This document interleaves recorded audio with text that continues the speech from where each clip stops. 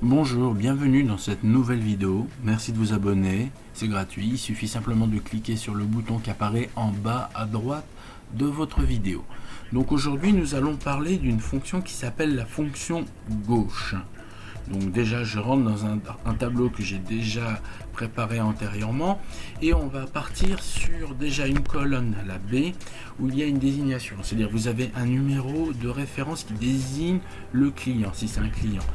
Et donc on l'a appelé 1, 2, 3, 4, 5, 6, 7, AD, AD comme Alexandre Diego. C'est-à-dire que, bon, ça nous permet d'avoir quelque chose de plus précis.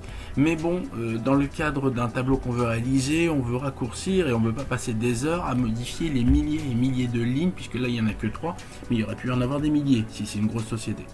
Donc on va utiliser une fonction qui s'appelle fonction gauche. Donc on fait est égal, ensuite on écrit gauche. Voilà.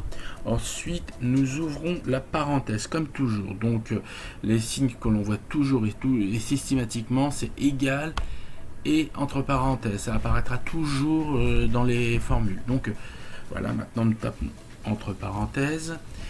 Nous choisissons la cellule dans laquelle nous voulons faire ce mode de calcul. Donc, on va cliquer sur la B3. Très bien. On fait ensuite point virgule pour dissocier. Et ensuite, on va demander combien de caractères vont résider dans cette cellule après ce calcul.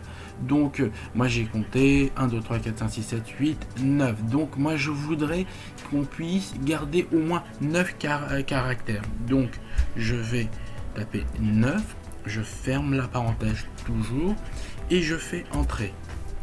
Et le système m'a fait une nouvelle présentation qui ne prend en considération que le code que l'on avait vu, donc 1, 2, 3, 4, 5, 6, 7 AD. Et ensuite, si je veux le dupliquer aux milliers de lignes, il suffit comme d'habitude de se mettre en bas à droite de la cellule jusqu'à ce que ça apparaisse que la souris apparaisse sous forme de croix noire. Et ensuite, en y appuyant dessus, vous faites glisser jusqu'en bas. Et là, nous avons réussi. Nous avons donc un tableau où a disparu des datas certes intéressantes sur cette colonne, mais pas sur la colonne suivante. Donc voilà. Merci. Bientôt de nouvelles vidéos. Merci de vous abonner. À bientôt.